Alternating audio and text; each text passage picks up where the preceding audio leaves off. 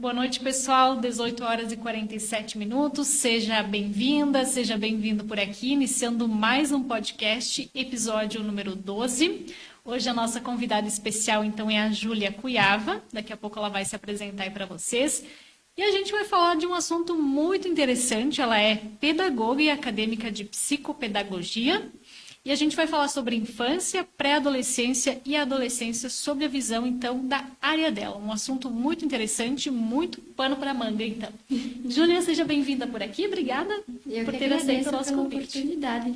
Tá certo. Vamos começar, então, lembrando para o pessoal que se tiver alguma dúvida, enfim, pode deixar aí nos comentários, ou até quem quiser colocar aí nos comentários que está assistindo, que está acompanhando, até para a gente ver quem é que está aí do outro lado da tela. Júlia, vamos iniciar te apresentando aí para o pessoal, para quem não te conhece, enfim, talvez alguém também de outra cidade nos acompanhando. Muito bem, então eu sou a Júlia Victoria de Almeida Cuiava. Eu cursei pedagogia na UPF, fiz pós também em graduação, pós-graduação em gestão e orientação escolar e agora estou cursando psicopedagogia, né, me aprofundando mais nessa área.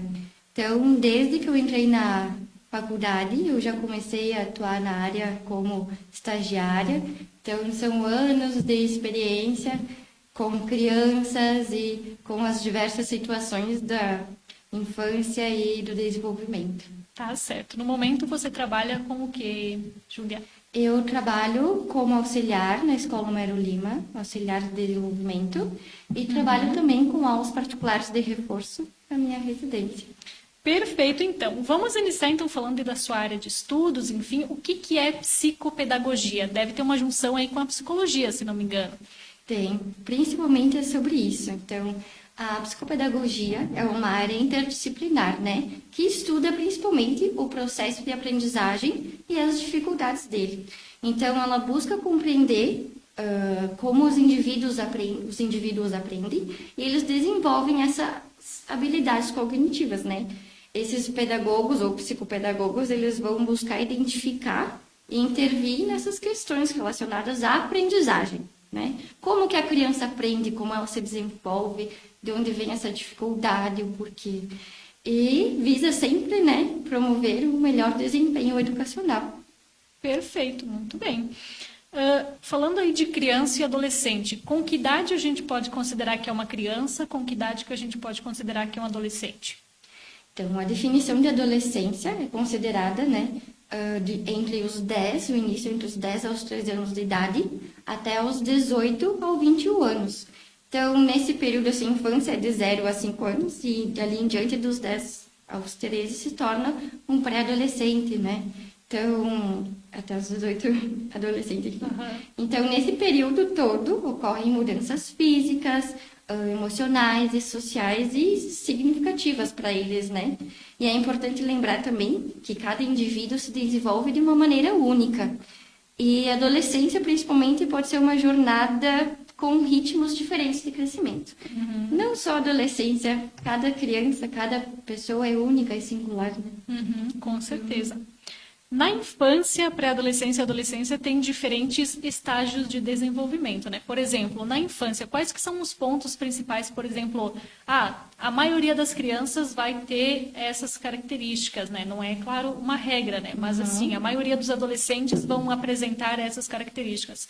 A maioria dos pré-adolescentes vão se comportar dessa forma. Qual que é a sua visão sobre isso? Então, assim, a gente tem, digamos assim, uma régua, né, para medir o que está dentro dos, como é que eu vou dizer, padrões, né, para a gente saber se isso é normal ou se não é normal de estar acontecendo isso dentro daquela faixa de desenvolvimento da criança ou do adolescente.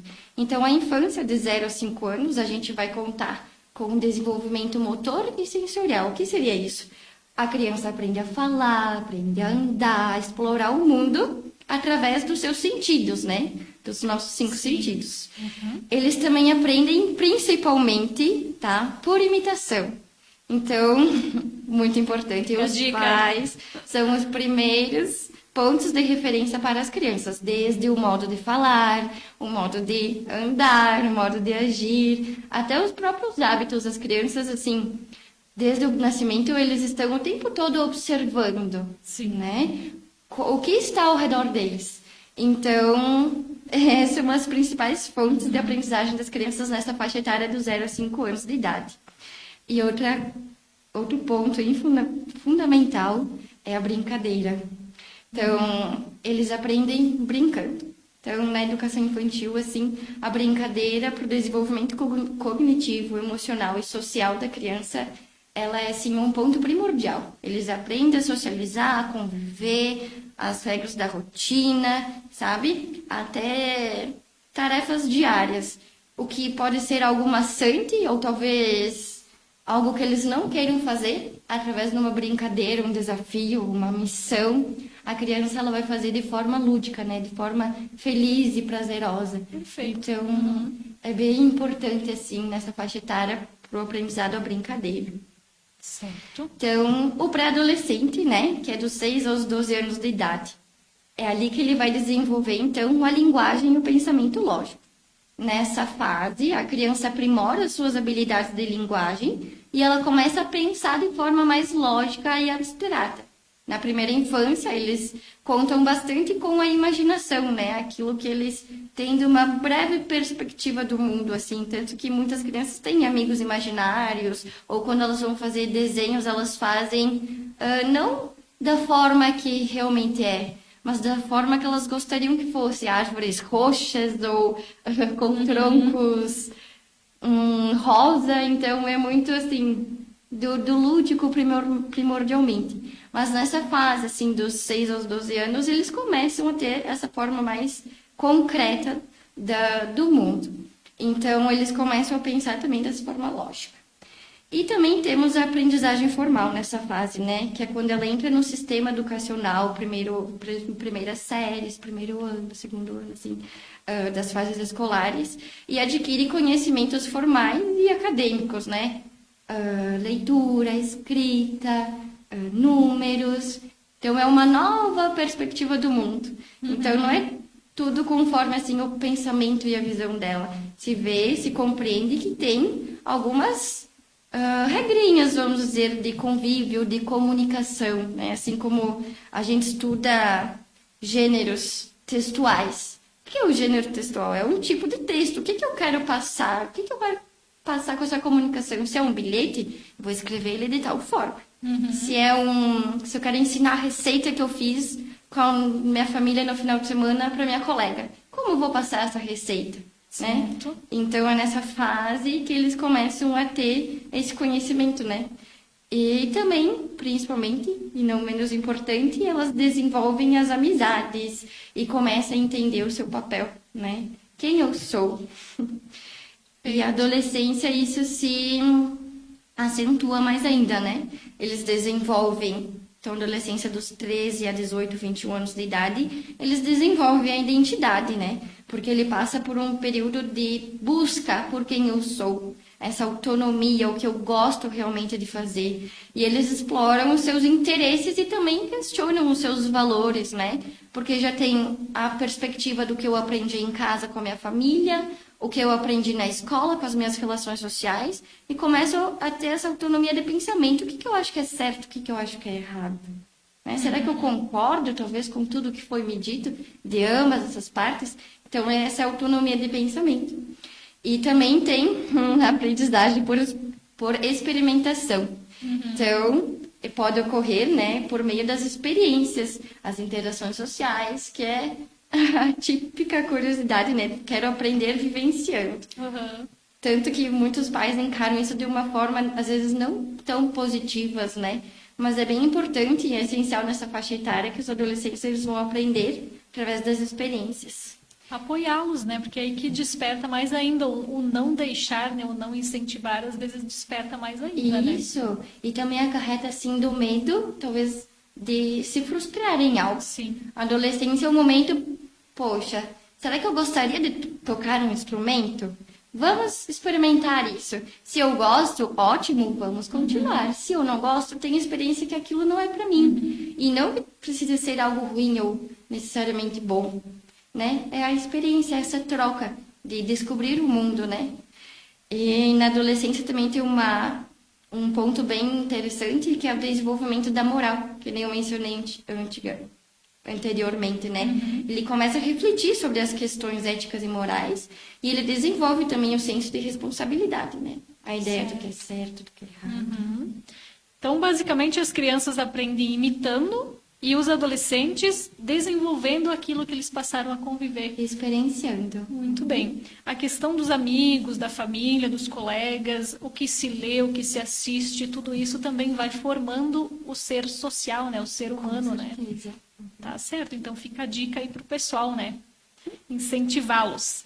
Quais que são os sinais que uma criança ou adolescente pode estar enfrentando dificuldades? É a falta de alguma dessas características que você apresentou? O que a gente tem nessa sua opinião com essa dificuldade de aprendizagem? Então, às vezes as dificuldades da aprendizagem, ela aparece de diversas formas, né? E esses principais aspectos que eu citei anteriormente, que nem eu disse no início, não é para dar um parâmetro geral, mas não que seja determinado a aplicar deste modo exatamente, né? Acontece singularmente com cada pessoa. Então, essas dificuldades muitas vezes vão aparecer com um baixo desempenho acadêmico, né? Com notas não tão boas na escola, com baixo rendimento escolar, comparando aos colegas da mesma idade ou série. Eles vão ter dificuldade da leitura, da escrita, da matemática, né? Por exemplo, crianças assim que tu vê que já tá no segundo ano e ainda sente dificuldade para ler, para juntar as letrinhas e relacionar a escrita, fonema, enfim. Problemas de atenção e concentração em manter o foco em tarefas e instruções às vezes muito básicas, sabe? Dificuldades de linguagem, de se expressar. Crianças que muitas vezes têm o pensamento bem formado, mas não conseguem expor aquilo que elas sentem, né? Que daí vem também a parte de educação emocional, que é bem importante para os pais incentivarem, de expressar e tentar reconhecer aquilo que ele está sentindo. Sim. Se isso é tristeza, se é raiva, se é alegria. Então, às vezes a gente nem sempre foi ensinado a identificar os nossos sentimentos. E na escola a gente tem que trabalhar isso, né? Dessa educação emocional. E os problemas de atenção, né, também vão surgir acarretando todas as outras dificuldades de manter o foco, de seguir, né, a atividade que se está realizando. Também tem uma questão bem importante da baixa autoestima. Muitas vezes, quando eles sentem dificuldade em alguma coisa, primeira também vem ali da experiência, né? Da gente tentar fazer alguma coisa, isso não dá certo e eu me frustro, eu me sinto mal. E vem aquele pensamento, eu não sou bom nisso, talvez eu não seja bom em nada. E aí isso vai gerando muitas frustrações e impede eles de começarem até algo novo. Ou talvez, eu não sou boa em matemática, mas se eu não sei reconhecer que eu sou boa em português, eu acabo tendo dificuldade em tudo, entende? Bem exemplificado aí para o pessoal também entender. E também importante que você falou da escola e da família, porque é uma via que sempre tem que estar se ajudando, né? Porque senão não funciona, né? Importante, acho, frisar isso, né, para o pessoal. A questão das estratégias para se ter um ganho com essa criança, com esse adolescente, enfim, um avanço. O que a gente tem de estratégia na sua área para identificar essas possíveis dificuldades e também para auxiliar, trabalhar, então, essas dificuldades? Então, para a gente auxiliar, né, são estratégias, às vezes, bem simples, que tanto as famílias, quanto na escola os professores, quanto no atendimento individual, né, com a psicopedagoga, com a psicóloga, enfim, com esses números profissionais da educação. Então, vem da estimulação cognitiva. Como que eu faço isso? Estimular a cognição da criança? Eu vou usar jogos pedagógicos, né? Materiais específicos de matemática, de português, de escrita, assim. Então, também vem, muitas vezes, de trabalhar o treino das habilidades também socioemocionais. Como é que eu vou fazer isso? Trabalhar a autoestima, a autoconfiança da criança.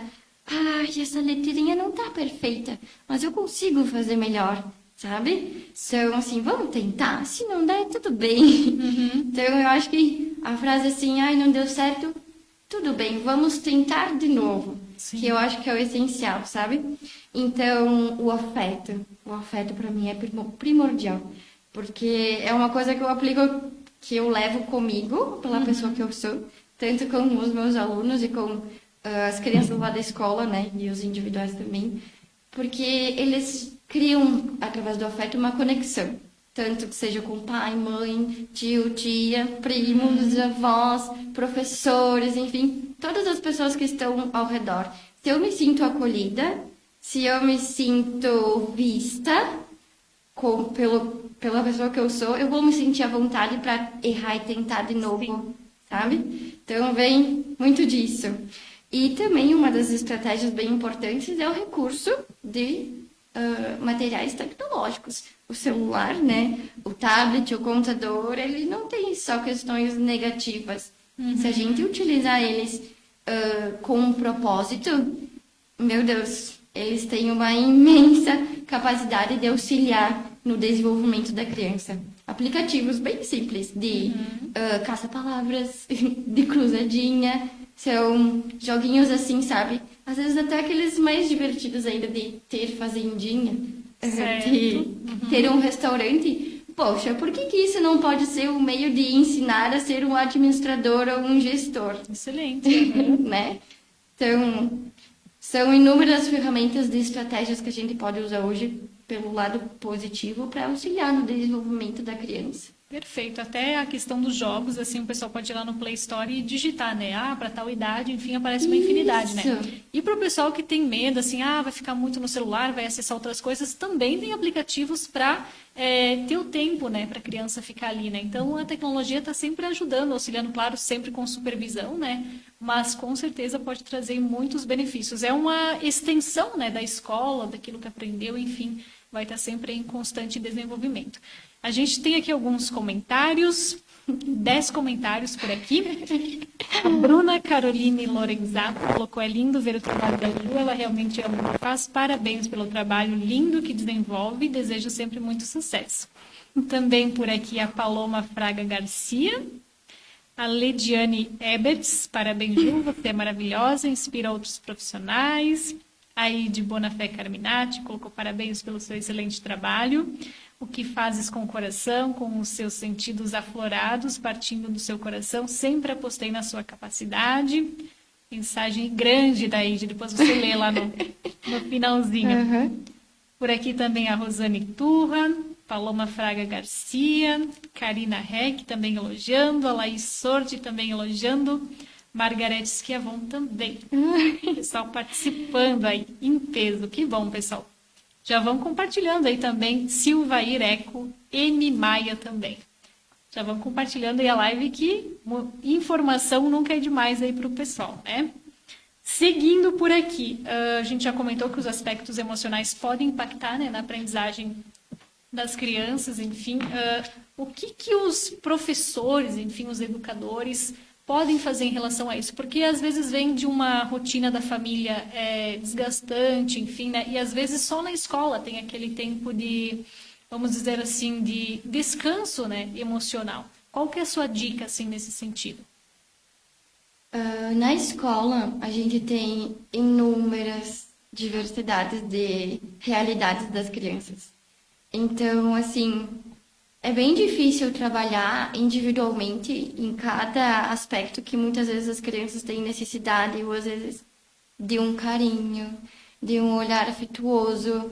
Outros têm necessidade simplesmente de um limite, porque eu reconheço às vezes que as crianças têm um potencial enorme, mas o limite, ele é essencial. O amor, ele não se manifesta somente através do afeto, do abraço, do beijo, do você pode.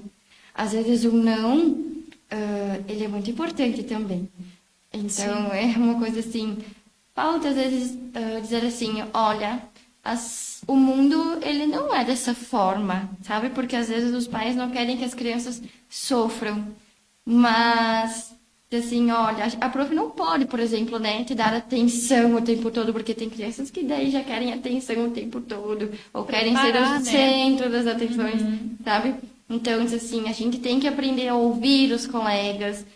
Então, tem tantas questões. Sim. Mas dentro das realidades diversas da escola, deixa eu lembrar da pergunta, era uma dica para os professores, né? Isso. Aham. A gente pode fazer o quê? Utilizar dessas estratégias que eu mencionei até agora, né? Do uso dessas tecnologias, do afeto, dos jogos pedagógicos, da leitura, da escrita. O básico, ele funciona bastante. Então, o que que os professores, eles podem fazer? Às vezes, bom, estipular, tá? Criar momentos. Adoro essa palavra de ter momentos. Hoje, na nossa aula, nós vamos ter 2 momentos. Vamos ter um momento para leitura, para interpretação dessa leitura que seja, né? E no segundo momento nós vamos trabalhar continhas de matemática. Na terça-feira, porque a escola também proporciona uma rotina, uma estabilidade, né? Então, na terça-feira, vocês sabem que a gente tem o nosso momento de criatividade. Nós vamos trabalhar lá com uma proposta com tinta guache, com materiais, elementos naturais da natureza, com folhas, com gravetos que sejam. Então, sim, o professor tem que ter muita força de vontade. Porque trabalhar com essa diversidade, às vezes é um olhar assim, um atento, um abraço, uma proposta diferente com esses momentos mais organizados, é quando a gente consegue ter mais eficiência, assim, no trabalho e no que a gente gostaria de passar para as crianças. Perfeito. Até porque cada professor com certeza organiza a sua atividade assim personalizada para todos de uma forma igual, mas todos recebem de uma forma diferente, né? Então Com assim, certeza. eu vou pintar a árvore como você estava falando, né? Eu vou pintar num tom mais escuro, num tom mais claro, né? Então tem tudo isso, essa singularidade aí das crianças, enfim, dos adolescentes. Bem legal, bem importante. Qual que é a importância da parceria entre os pais, professores e psicopedagogos, pedagogos, enfim? Acho que é importante a gente falar que estar presente numa reunião de pais, né, bem essencial, até tem pais que não conhecem a escola, né, tem pais que não conhecem o professor, né, então acho bacana, né, não sei a sua opinião sobre isso. Que nem tu disse antes, o básico que funciona, tá? Fazer os temas juntos, olhar o caderno. Às vezes as crianças na escola têm agenda, conferir a agenda. Muitas vezes o mais simples, abrir a mochila para ver se tem uma blusa ainda suja lá dentro ou que tá do avesso, sabe? Uma organização assim familiar, de uma atenção que muitas vezes não é só perguntar como foi o seu dia, porque perguntar como foi o seu dia é muito vago e deixa aberto assim, foi tudo bem. Fizemos isso, isso e isso. E tem situações que as crianças às vezes evitam de contar. Tem outras que elas já são um livro aberto, né? Mais expressivas. Então, que nem mencionei antes, vai de cada contexto familiar, vai de cada criança. Mas é importante participar das reuniões de pais. Hoje eu me liberei antes do trabalho, eu vou buscar o meu filho, vou conversar com a prof, vou perguntar se está tudo bem, como é que ele está na escola. Vou olhar o caderno, vou fazer o tema junto. Antes dele deitar, eu vou contar uma história para ele. Já é incentivar a leitura pelo exemplo, sabe?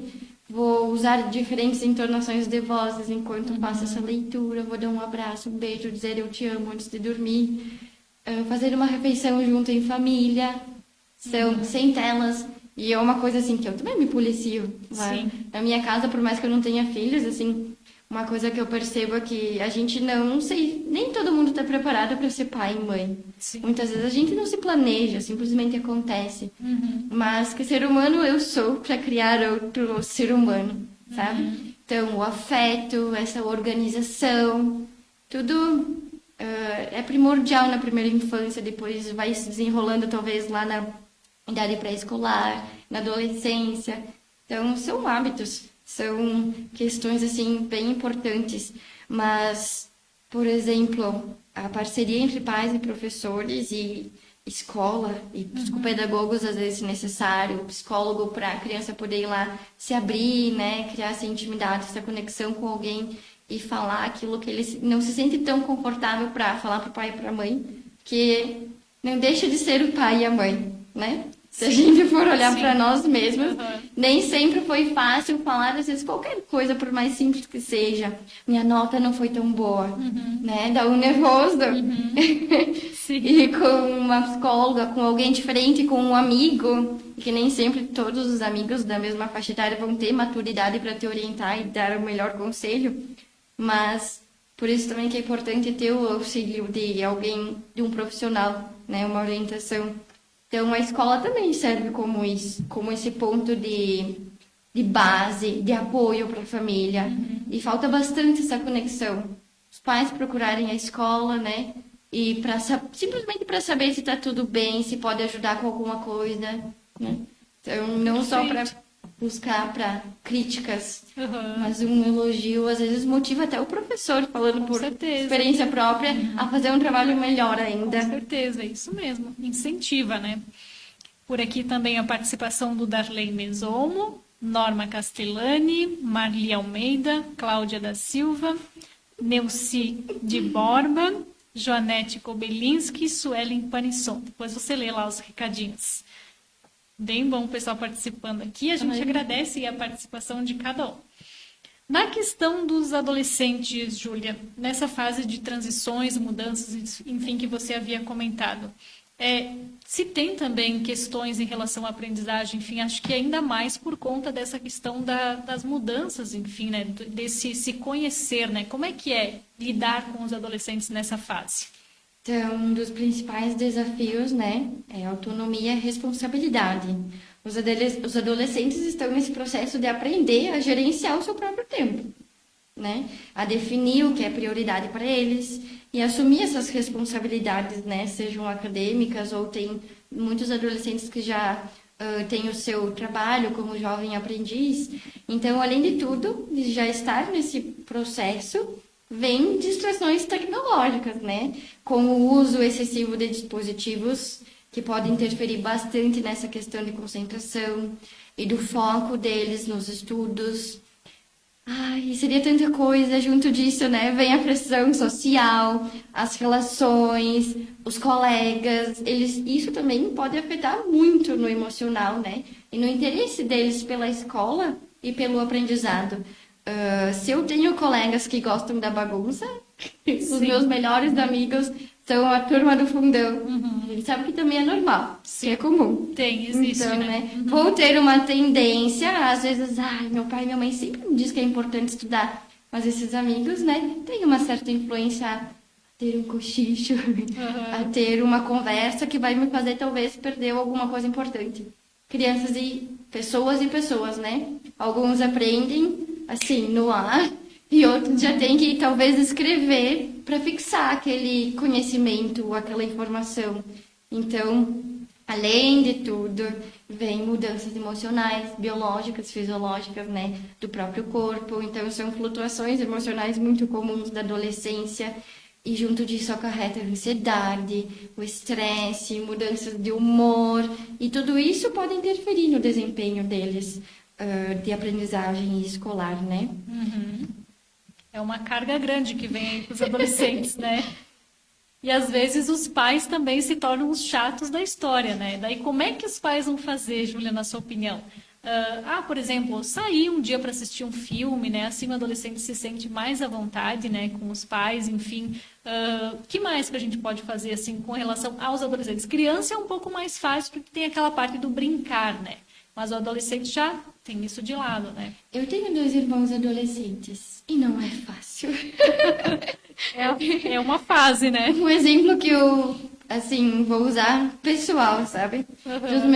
Da minha família, assim, nas férias, eles tiraram um dia, assim, da semana. Nem todos os pais têm essa possibilidade, mas foram para Passo Fundo. E eu, se eu tivesse ido junto, eu ia querer ver a Barbie. Mas eles foram assistir um filme lá sobre como funcionou, como foi toda a história lá da bomba atômica. Eu não me recordo agora porque foram eles que foram assistir. Mas eles vieram cheios de histórias, de conhecimentos sobre como tudo aconteceu e comentários e enfim, né? E parando para observar, foi um momento de prazeroso, de conexão com a família. E eles aprenderam. Então, isso foi uma forma lúdica, né, de trazer os adolescentes talvez até mais perto, os filhos mais perto dos pais, e utilizar esse momento como um aprendizado, né? Então, talvez numa prova de história, se um dia chegar a acontecer algo de cair sobre o assunto, eles se lembrem, né?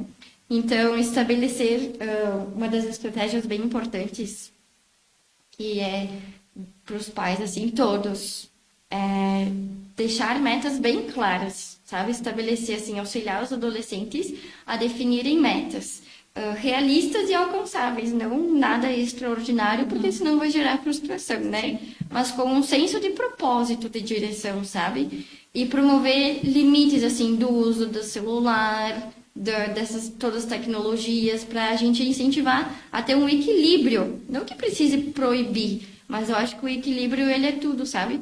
Porque também essas tecnologias podem ajudar a fazer um tema, um trabalho, uma pesquisa, uma videoaula no YouTube sobre um assunto da aula da manhã que não entendeu. Então, eu vou lá, digito a Bhaskara e vai ter com certeza um professor que vai usar lá muitos efeitos de vídeo para explicar a Bhaskara. O que também é uma coisa que o professor em sala de aula na escola não tem possibilidade. Sim. Mas para aquele aluno que tem o desejo de entender melhor as coisas, o que não ficou claro e tem essa ciência, não entendi, vou atrás desse conhecimento, de entender isso, de tirar meia hora para assistir aquela videoaula, porque às vezes meia hora é o essencial.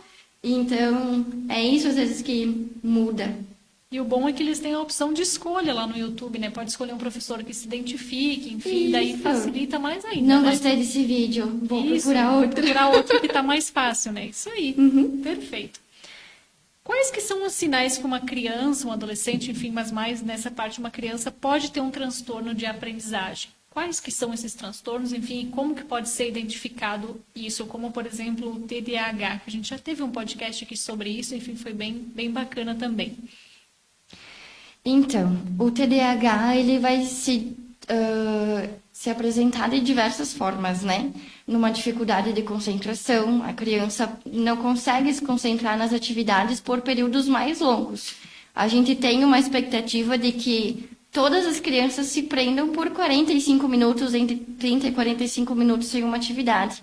Mas ela não conseguir ficar 5 minutos naquela proposta, é algo assim que a gente deve ter uma atenção maior, se isso acontece várias vezes, com todas as atividades, ou se é com aquela em especial, porque não é algo do interesse dela, que ela não vê significado. Então, essa é uma questão, né? Do quanto ele consegue se concentrar no propósito da atividade. Temos também a hiperatividade, né? E é quase uma junção dessas duas dificuldades. Ela tá sempre agitada. Assim, eu tô aqui me mexendo bastante porque eu tô nervosa, assim, porque a gente tá no podcast, mas em sala de aula, na rotina de estudos, no momento de almoçar com a família, a criança tá lá assim. É uma questão, assim, se ela sempre com essa agitação, com essa inquietude, é algo que os pais, a escola, precisa observar, né? Também a dificuldade de organização, de não conseguir manter os seus pertences e tarefas organizados, né? E, consequentemente, se eu tenho todas essas dificuldades, o meu desempenho acadêmico, né? As dificuldades escolares também vão surgir. Então, é uma junção de inúmeros fatores. Isso acontece com o meu filho. Talvez tenho todos esses sintomas, que é o que normalmente os pais pensam e já ficam assustados, né? Calma. Muitas vezes falta... Tenta primeiro organizar a rotina, estabelecer os momentos, como eu falei antes, né? Participar do tema de casa, conversar com a professora. Então, é um ciclo todas essas questões, né? E estar presente, estar aberto e ter esse afeto com a criança, sabe? De ter essa preocupação de como ela está, do que ela sente, do que ela pensa, é bem importante. Perfeito. Nessa parte de organização da rotina, a gente já pode falar aí da rotina das crianças e dos adolescentes em casa. Qual que é a sua dica, assim, em forma de lista, vamos supor? Tal listinha para criança que já pode fazer em casa. tal listinha para o adolescente que já pode fazer em casa, que os pais podem preparar ali para eles. O que você tem em mente como dica aí para quem está nos assistindo? Tem na internet, né, no Mercado Livre, na Disney, aqui em Casca, em vários locais, enfim, de números que a gente pode pesquisar, às vezes um quadro, um mural, né, para organizar a semana, um planner, tem vários materiais didáticos que podem servir como auxílio para essa organização. Ter lá, se eu tenho tanto que os animais de estimação são importantes nesse ponto, né? Ter um momento, cheguei da escola, vou almoçar, vou descansar um pouquinho, depois eu vou brincar lá fora para me espairecer, né? Aí depois, no final da tarde, eu vou ter os meus momentos um momento de leitura na terça-feira, depois na quarta eu vou escrever lá no meu planner, que é o dia de eu organizar o meu caderno, ver um tema, de estudar, sabe? De também ter um momento para cuidar dos meus animais, para levar a passear, o momento de dar a comida, de trabalhar essa responsabilidade. Então, a organização familiar, ela é quase um contraste com uma criança na escola.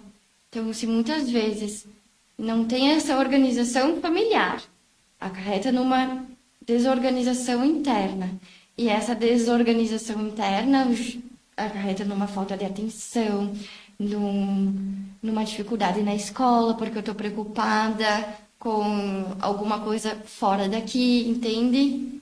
Então, tudo é um ciclo que, no fim, vai juntando todas as coisas. Fica um nó na mente da criança, né? E também um exemplo simples, assim como amarrar os tênis, né? É uma coisa tão simples, mas que as crianças podem ir treinando, enfim, né? E isso também como uma conquista pessoal deles, né? Ó, aprendi a amarrar o tênis, né? Isso é tão simples, mas ao mesmo tempo tão grande, né? E os adolescentes também poder incluir no preparo da janta, do almoço, né? Uma coisa, claro, para crianças maiores, né? Mas também uma forma de incluí-los, né? Sim, lavar a louça. Claro, com certeza, olha aí. Ajudar nos preparos da refeição também é bem importante, né? Para ter consciência, muitas vezes, de uma alimentação saudável, da plenitude, assim, do que eu estou me alimentando. Isso faz bem para o meu corpo, mas como é que eu vou te explicar? Vem muito de uma questão familiar, sim. Né? Fica a dica aí para os pais, né? De incluí-los aí, né? Claro, não falando, você tem que fazer isso, né? Tudo com mansidão, né? Que depois ganha o coração da criança, isso. né? Tudo transformar numa missão. Isso aí. Você consegue hoje, quem sabe... agora eu não sei, assim, que eu tenho mais experiência com crianças pequenas, né? Então, peixinho, tem uma missão para você lá no chuveiro. Será que você consegue ensaboar todo o seu corpo ou fazer um moicano com o cabelo, digamos assim, sabe? Então, vai de acordo com a criatividade também dos pais ou daquilo que vem na mente, assim, no momento de usar para que... Vamos tomar banho? Vamos tomar banho? Vamos tomar banho? A criança não quer tomar banho. Mas quem sabe realizar uma missão super especial no chuveiro vai dar certo. Já vai gostar da ideia, né? Vai se aventurar. Muito bom, muito legal.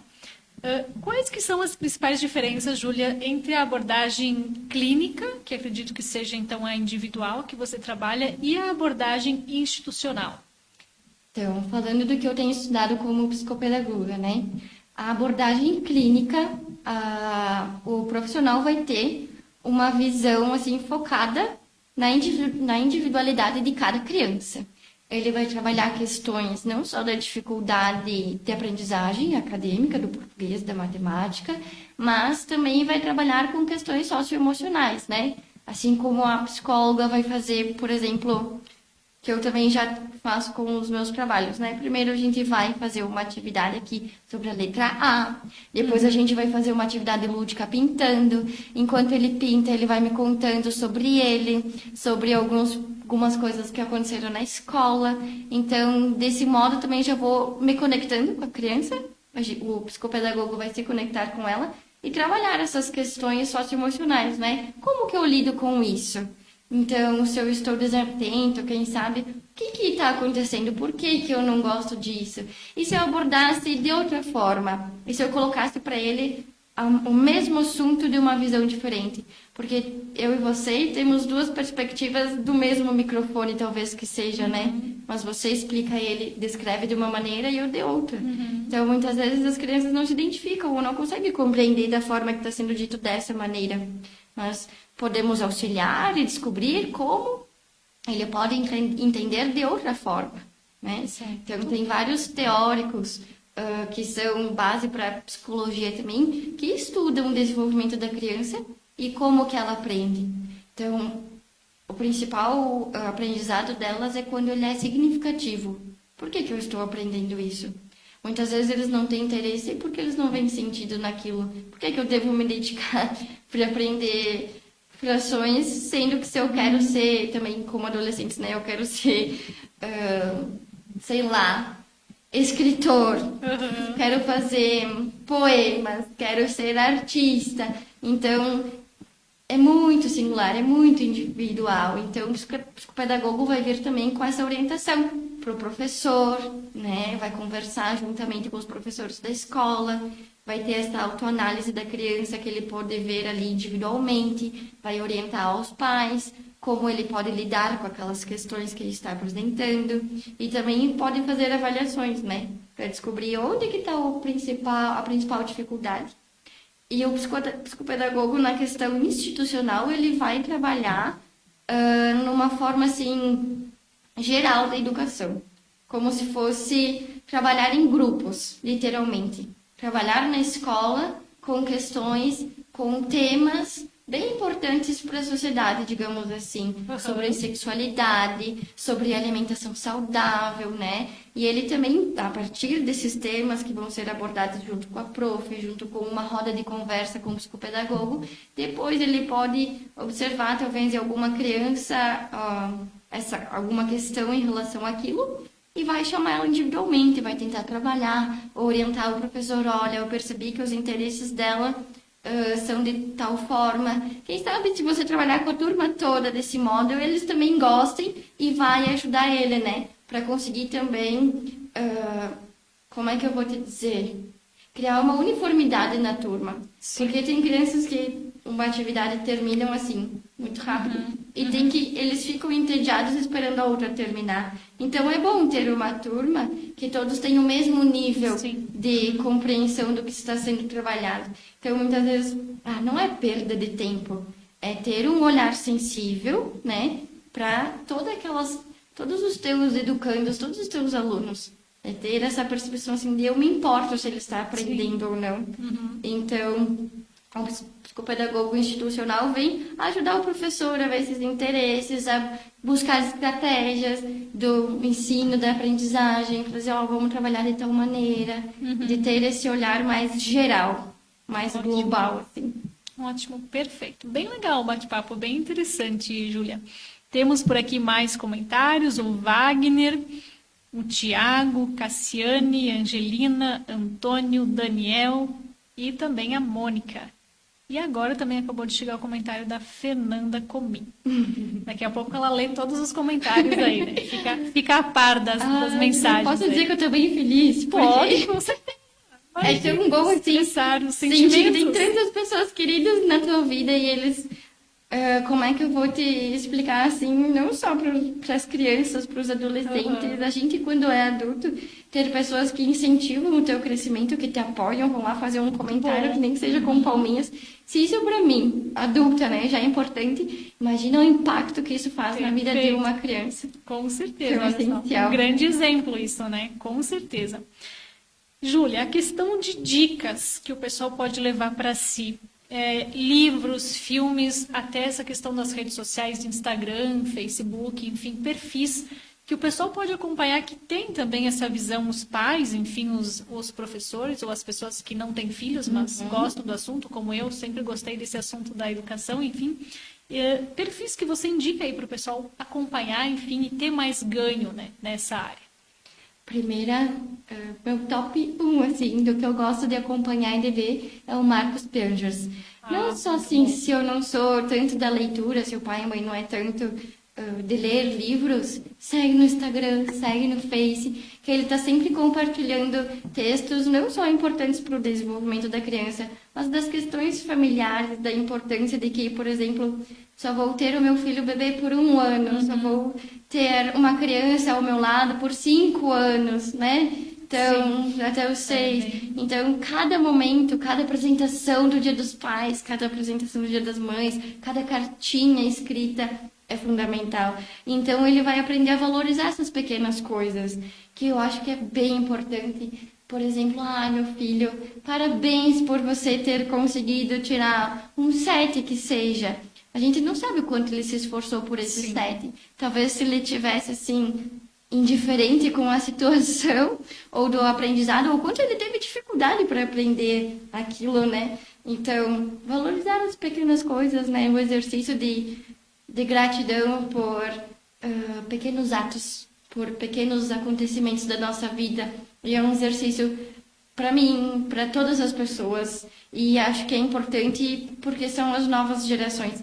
São sementinhas agora que vão crescer e que vão deixar futuras sementes. Então, eu escolhi também essa profissão como o impacto que eu imagino que eu gostaria de ter no mundo. Então, falar aqui é grandioso para mim. De vocês pais, de vocês tios, primos, amigos, de plantar sementinhas assim boas de afeto, de autoestima, de acreditar em si mesmo, sabe? Porque falta muito isso que eu vejo nas crianças. Antes mesmo deles tentarem, eles já dizem, eu não sei. Sim. Se frustram, né? Isso! Então, com frequência, né? Voltando ao assunto, então, o Marcos Panchos, ele fala super disso, que é bem importante. Mas tem livros para os adolescentes aqui que eu também pesquisei mais, né? Então, Percy Jackson e os Olimpianos, né? Então, O Extraordinário, que tem também filmes sobre isso. O Diário de um Banana, que é uma coleção bem famosa, que eles gostam bastante. Muitas vezes falta a iniciativa de descobrir também qual leitura que eu gosto. Se eu não vou gostar de uma leitura, né, infantil, digamos assim, para as crianças, de histórias de ficção científica, talvez eu ame histórias em quadrinhos. Então, equivale cogitar assim, várias opções. Se eu não gosto disso, não quer dizer que eu não gosto de leitura. Eu vou experimentar outra coisa, né? Então, tem o Hobbit e tem os filmes também que parte bem de uma parte lúdica de ter, por exemplo, no final de semana um momento para o cinema. E fazer uma pipoca, e fazer uma cama no chão, uma cabana. Que bom, né? Até eu adoro. Fica a dica para os adultos também, né? De assistir os filmes da Disney hoje. Da minha percepção, as heroínas não são mais as princesas que perdem o sapato e encontram o seu príncipe encantado. Mulan é uma super heroína. A Tiana é uma princesa empreendedora, se a gente for analisar. Então, Elementares, que é um filme novo. Até o último filme, que também é bem... Todo mundo fala, o Divertidamente. É bem emocionante, fala sobre os sentimentos, a reconhecer lá que é a alegria, a tristeza, a raiva, o nojinho, né, o medo. Então, tudo tem os seus dois pontos de vista. O medo, às vezes, ele nos impede de nos colocar em uma situação de risco que seja, né? Sim. Então, nem sempre ele é tão ruim.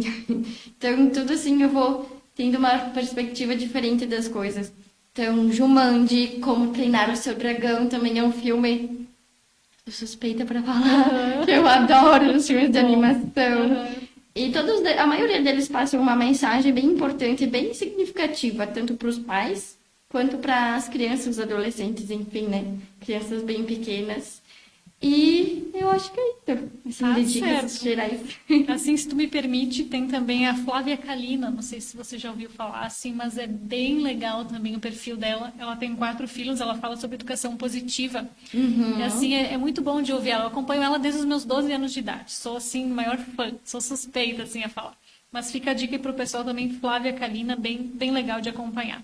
Até quando a gente pesquisa no Instagram, por exemplo, se alguma coisa normalmente coloca, né? De psicóloga, de pedagoga ou até de coordenação motora, de ideias de atividades. Se tu vai lá na lupa e pesquisa, coloca, joga isso, já vem um monte, né? E tu pode olhar os perfis e ver aquele que você se identifica mais. Com certeza. E aí, só de fazer essa pesquisa, pode ter certeza que já vai vir depois sugestões no teu feed e vai começar a aparecer para ti. Isso. Aí, muito bem. Registrando por aqui também a participação da Marli Almeida. Muito bem, temos 30 pessoas nos assistindo. 36, aliás. Muito bem. Júlia, nosso tempo já alcançou 51 minutos, olha só. Disparada, eu né? Eu consegui falar. Olha só, como teria mais assunto, né, para a gente discutir nessa área. Bem, bem importante, bem interessante.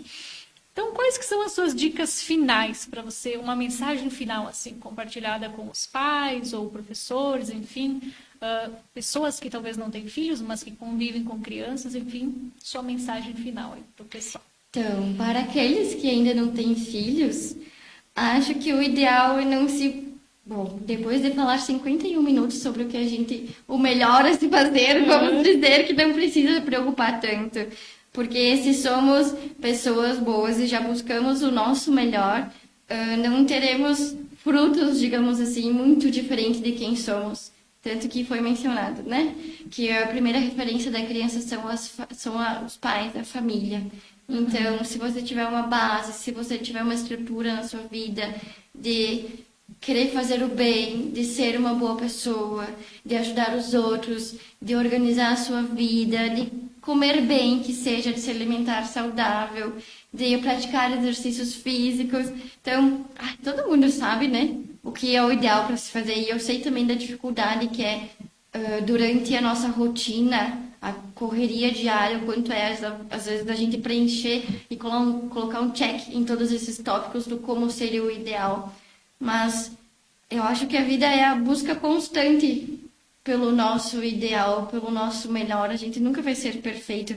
Não existem pais perfeitos. E estamos num mundo cheio de informações, cheios de como deveria se fazer, né? Não faça isso, faça aquilo. E às vezes até se contradizem. Então, o que eu devo fazer? Faz o que você sente que é o melhor, o que você sente que é o certo, o que você sente que trará bons frutos, né? Valorize pequenas coisas, valorize o almoço em família, olhe o caderno do seu filho, vá a reuniões, esteja presente, né? Então, teria uma baita mensagem tanta pro pessoal. coisa. Perfeito, perfeito.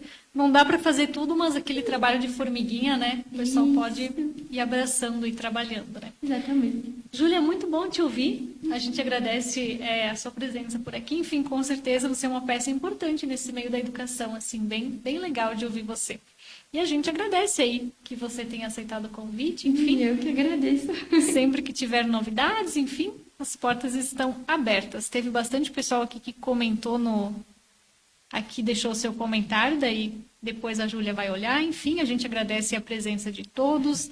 Fica o convite também para o pessoal compartilhar a live, né? Porque essa informação é bem valiosa, assim, para quem... Todo mundo tem contato com uma criança, né? Não precisa ser pai ou mãe, né? Mas todo mundo já conviveu com uma criança, enfim, já viu uma criança, já foi criança, né? Então, essas informações são bem relevantes, tá certo? Boa noite, pessoal. Obrigada pela companhia de todos e uma ótima terça-feira.